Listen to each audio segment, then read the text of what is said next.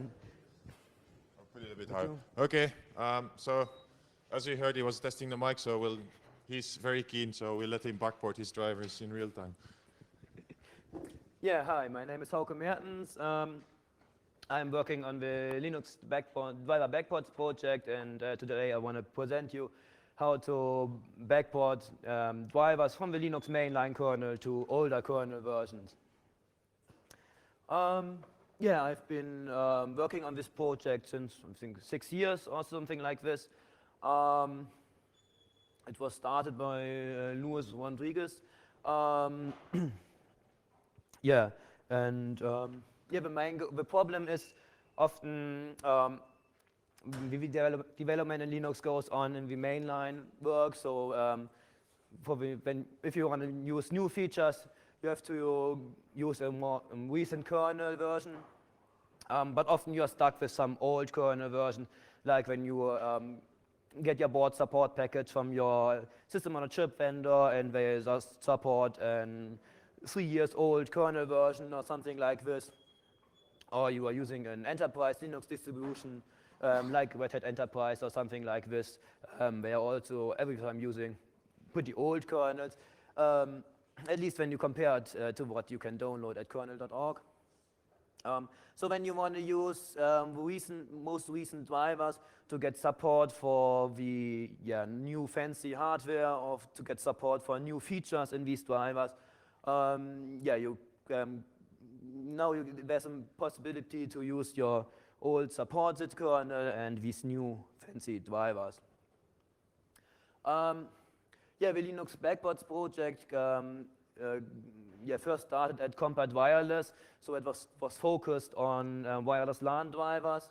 Then some other drivers were added, so it was renamed to Compat Drivers and finally renamed to Backports, I think, 2 years ago or something like this.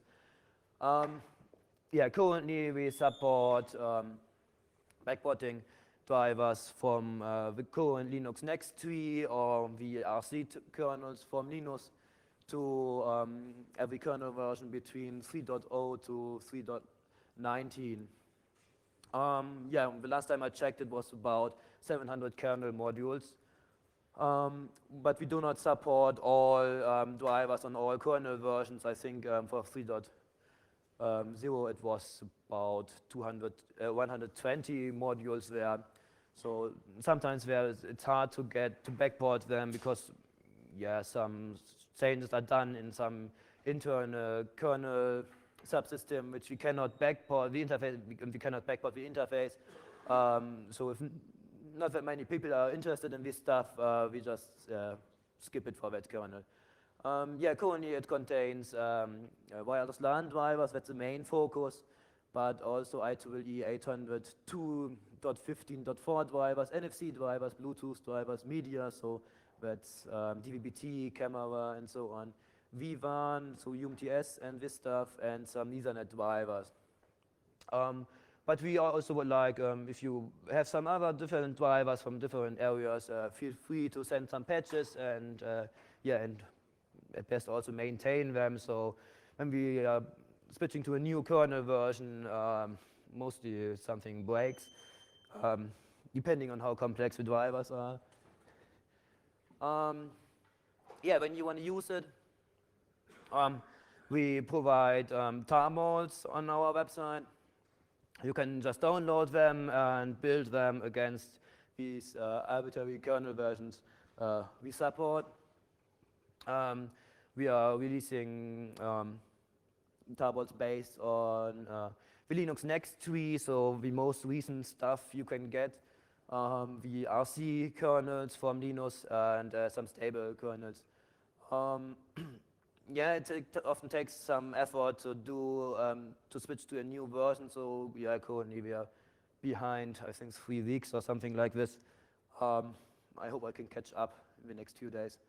When you want to use it, you can just download Vita and untar it, and then make menu config like you are used to in the Linux kernel, select the stuff you want to use. It all automatically checks that you have the dependencies in your kernel you are compiling against. So like for Wi-Fi stuff, we need these CCM modules in crypto activated. If you do not have them, you do not get this feature. So we are directly accessing the kernel config and check and yeah, make sure that nothing is activated which will not work in the end. So we just mostly copied kconfig from the kernel. Yeah, we have also some dev configs for commonly used, yeah, just I want this completely framework, or I want this specific driver for some specific stuff that's often used by people. Yeah, and in the end you can just compile it with make and install it with make install. Yeah, in the embedded room this also works with cross-compiling. So it's actually integrated in OpenWRT. The Wi-Fi drivers from OpenWRT are using, coming from this, and in some other dispos. Yeah, but you can also, if you, if our default isn't good for you and you want something special, like you have your own JIT tree and want to use that, or you do not want to have all the drivers, just your special drivers in Vista. You can also generate your own char based on our JIT tree. Yeah, this is the example when you want to duplicate our work and do it based on Linux Next. When you use another tree, be aware that there are patches and so on and other stuff in there. So it could be that some patches do not apply anymore because something changed, or that some module uses some function in some header which not backported yet. So we backport the APIs just as they are needed by the drivers we have, not everything that could be used. So yeah, when you do it with yourself, you probably will run into some problems. But they are fixable, so yeah. Yeah, as I said, there will probably be some problems when you do not, yeah, when something changes, like you use another drivers from a different kernel version. So our goal is to not depend that much on it.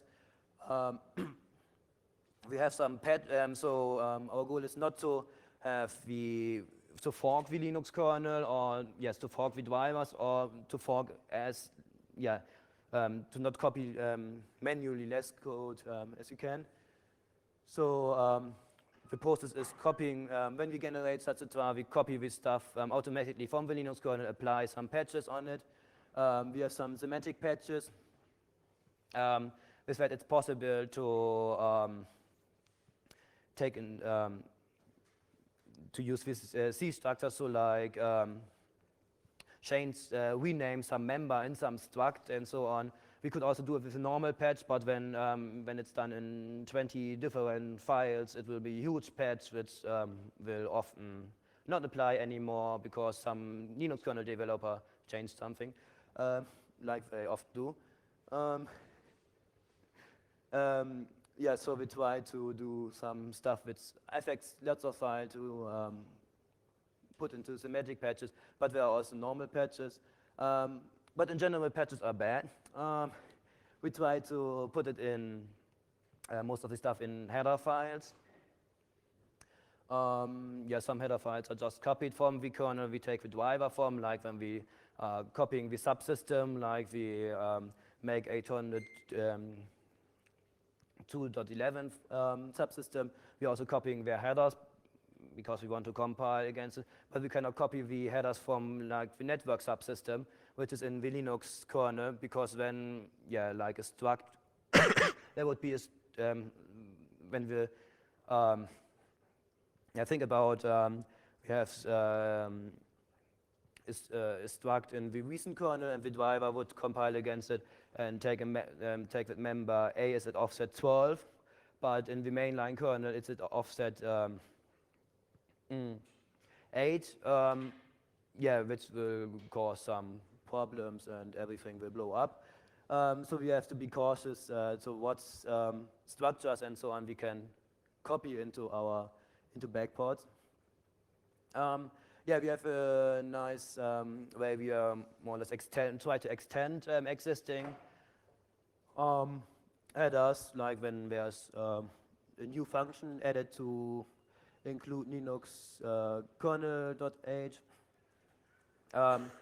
We create a we alter the include hierarchy for backports when you compile it, and add our header file in front of it. And in our header file, we use this nice include next command, which includes the next header file in the include hierarchy. So we can just put our stuff directly before or behind the original header file from the kernel we compile against. So yeah, we have every time to think about, we have one kernel, we copy the drivers from, and one different kernel, or more or less a set of different kernels we in the end compile against. Yeah, we also have some C code backports layer for some bigger functions we export, and for some stuff where we need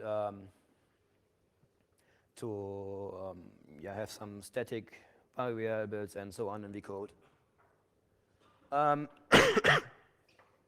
Yeah, the main goal is to make it possible for you to upstream all your code, and to have no excuse that, yeah, we have to do this in our private driver package because our customers are using very old kernels and not the recent one.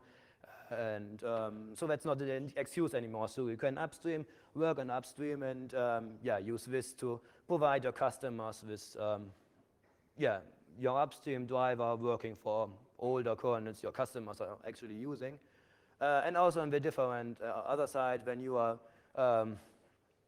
working on a system on a chip and you are stuck to some old kernel version, yeah, use this to use the most recent upstream driver, try to put your fixes in the upstream driver, upstream then, and yeah, use backports for this. Yeah, as I said, it's used in OpenWRT, and yeah, some bigger chip vendors are also using it. It's mostly used in the wireless LAN area. So I think at least some companies that are working on mainline Linux wireless drivers are using this to provide their customers with some drivers for their old kernels. Yeah, that's was it. Yeah, if you want to contact us, we have a wiki. Sorry, I feel a little bit cold. We have a wiki, and we have also an IRC channel. You're on it. Yeah, do not leave after 5 minutes, like many people do. Yeah, do we have any questions now? Yeah? I will repeat it. Do you have experience in how far that works with patch vendor kernels? The typical situation you have, the vendor delivers an Android kernel for some device, which is usually heavily patched 3.3, 3.4. Yeah? Which from the vendor side already contains partial backports of newer kernel versions. For example, Linux subsystem and stuff like that. Does building the backports still work on such kernels? I cannot promise that it will work out of the box. At least we rename all the functions we backport with a macro, so that we try to avoid colliding with some backports done by others. We have the same, repeat the question. The question was what happens when you have a heavily patched kernel like the Android kernel 3.0 or 3.4. Yeah, I can promise that it will work out of the box. We try to, we have some we rename all the functions with some preprocessor magic. So that we try to avoid collisions with someone else doing this backports. We have the same problem with Red Hat Enterprise. They are also very backporting very much stuff. At least when you, mostly these problems aren't that hard to fix, so yeah, you probably have to fix this. And there are at least some people that are using it on Android devices in production, like on the default firmware you get when you buy the phone.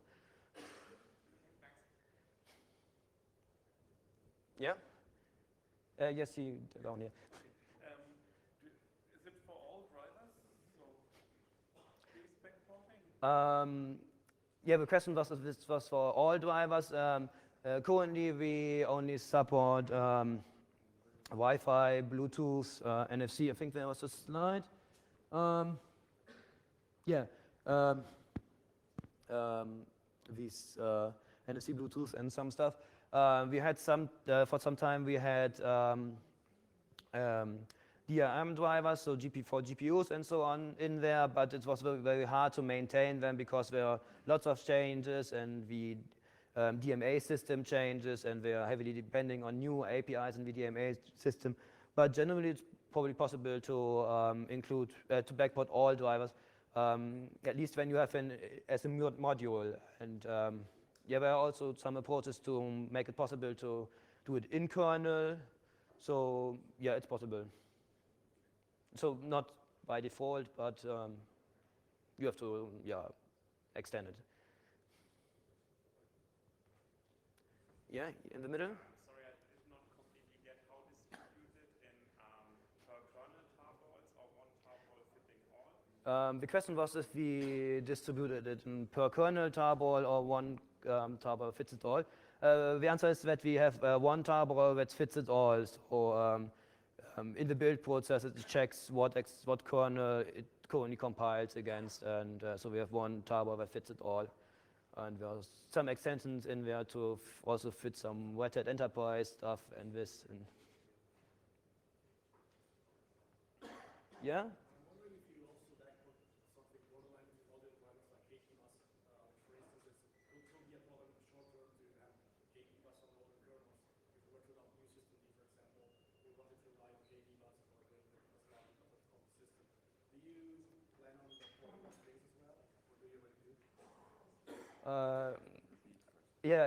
I hope I understood it correctly. The question was if we also backport some other stuff like KDBus. Is it correct? Yeah. I haven't thought about this. Sure, it should be possible.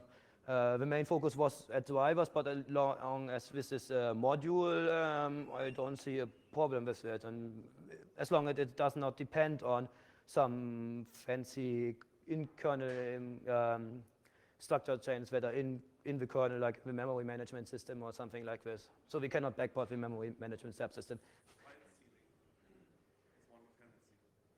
Okay.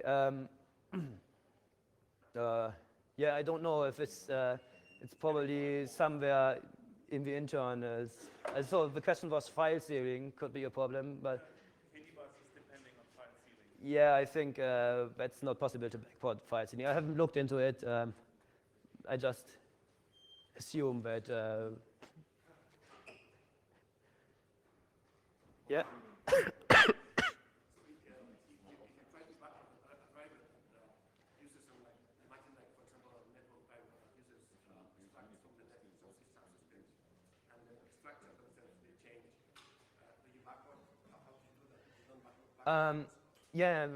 Changes in. The question was, what do we do when some structures change? That's correct?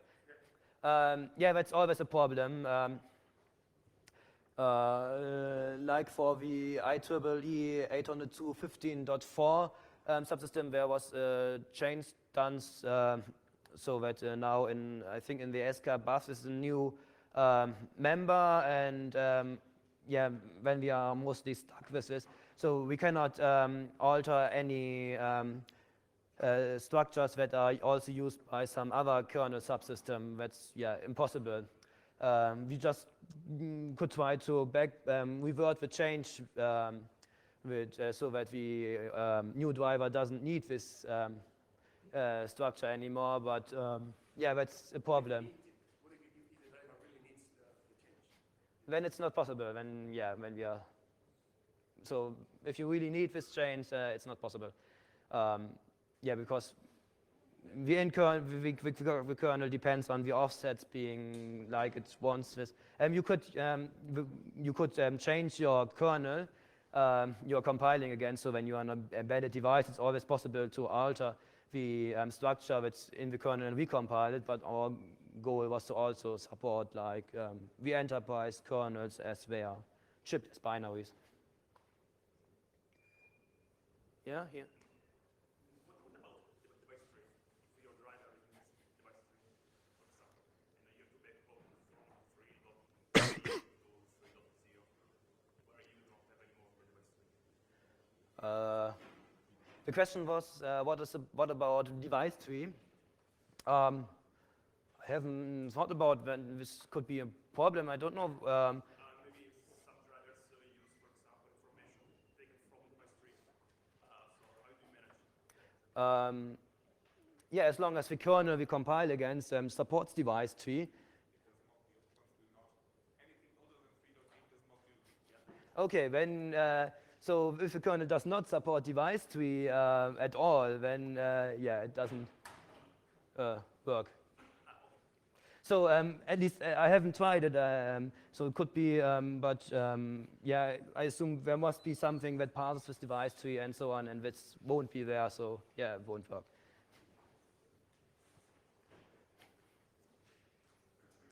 Any more questions?